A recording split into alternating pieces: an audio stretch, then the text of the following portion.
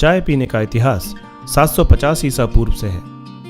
आमतौर पर भारत में चाय उत्तर पूर्वी भागों और नीलगिरी की पहाड़ियों में उगाई जाती है। आज भारत दुनिया में चाय का सबसे बड़ा उत्पादक है, जिसमें से 70% की खपत अकेले भारत में ही होती है।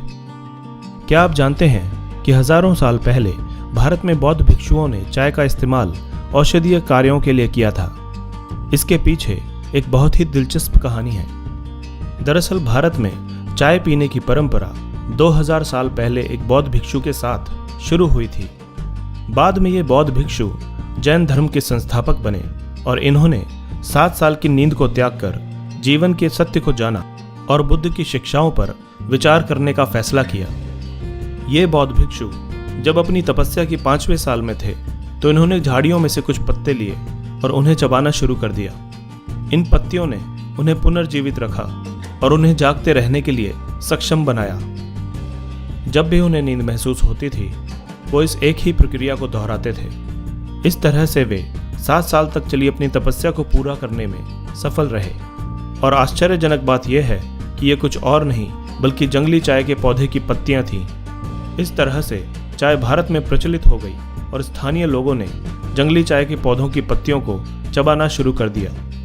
लेकिन भारत में चाय का उत्पादन भारत के उत्तर पूर्वी भाग में ईस्ट इंडिया कंपनी ने शुरू किया था और 19वीं सदी के अंत में असम में चाय की खेती का पदभार संभालने के लिए चाय का पहला बागान भी ईस्ट इंडिया कंपनी के द्वारा ही शुरू किया गया था। इससे पहले 16वीं सदी में भी ये देखा गया कि भारत में लोग चाय का उपयोग एक सब्जी पकाने में भी कर रहे थे, जैसे लहसुन, तेल और चाय की पत्तियों को मिलाकर, या फिर उबली हुई चाय की पत्तियों से एक पेय तैयार करने के लिए भी इसे इस्तेमाल में लाया जाता था। 1823 और 1831 में ईस्ट इंडिया कंपनी के कर्मचारी रॉबर्ट ब्रूस और उसके भाई चार्ल्स ने यह पुष्टि की थी कि चाय का पौधा वास्तव में असम क्षेत्र के भाग में पैदा हुआ था। और उसके बाद कोलकाता में नव स्थापित बॉटनिकल गार्डन के अधिकारियों को इसके बीज और पौधों का नमूना भेजा गया। लेकिन ईस्ट इंडिया कंपनी के पास चीन के साथ चाय का व्यापार करने का अधिकार था, इसलिए उन्होंने चाय उगाने की प्रक्रिया को कार्यान्वित नहीं किया और समय तथा पैसा बर्बाद नहीं करने का फैसला किया। लेकिन जब कंपनी ने अपने एकाधिकार को खो दिया तो फिर से एक समिति का गठन किया गया, जिसमें चार्ल्स ब्रूस को चाय की पैदावार को बढ़ाने का काम दिया गया और पहले नर्सरी स्थापित करने के बाद चीन से 80,000 चाय के बीज एकत्र करने के लिए कहा गया। साथ में यह भी सुनिश्चित करने के लिए कहा गया कि भारत में चाय की कृषि संभव भी है या नहीं। अंत में ये बीज बॉटनिकल गार्डन में लगाए गए और वहां पोषित किए गए। इस बीच असम में चार्ल्स ब्रूस ने मौजूदा चाय के पेड़ों की छटाई कर नए विकास को प्रोत्साहित करने के लिए भूमि में बागानों को तैयार किया और देसी झाड़ियों की पत्तियों के साथ प्रयोग करके काली चाय का निर्माण करने का साहस किया। उन्होंने चीन से 2 चाय निर्माताओं की भर्ती की और उनकी मदद से तेजी से सफल चाय के उत्पादन के रहस्यों को भी सीखा। इसके अलावा 19वीं सदी में जब एक अंग्रेज ने यह गौर किया कि असम के लोग एक काला तरल पदार्थ पीते हैं जो कि एक स्थानीय जंगली पौधे से पीसकर बनाया जाता है, और इस तरह से चाय एक क्षेत्र से दूसरे क्षेत्र में प्रचलित होती गई और अब ये एक आम आदमी का पसंदीदा पेय बन गई है।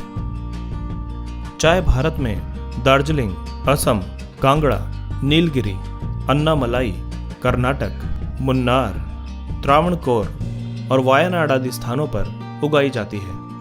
दुनिया में चाय की 3 प्रमुख किस्में हैं: इंडियन टी, चाइना टी और हाइब्रिड टी। इन चायों की किस्मों से ही चाय के विभिन्न प्रकार जैसे ग्रीन टी, वाइट टी और हर्बल टी आदि उत्पादित होते हैं। कमाल की बात यह है कि भारत चाय का इस्तेमाल अब स्वास्थ्य कैप्सूलों को बनाने के लिए भी कर रहा है। चाय पॉलिनाइज्ड काली चाय, हरी चाय और उलांग चाय से प्राप्त किए जाते हैं और ये न्यूरो डिजेनरेटिव रोगों जैसे अल्जाइमर और पार्किंसन आदि को रोकने में और कैंसर, दिल की बीमारियों का मुकाबला करने में भी प्रभावी होते हैं। ये पॉलिनाइड्स पेय पदार्थ सौंदर्य प्रसाधनों, खाद्य परिरक्षकों आदि में भी प्रयोग होते हैं।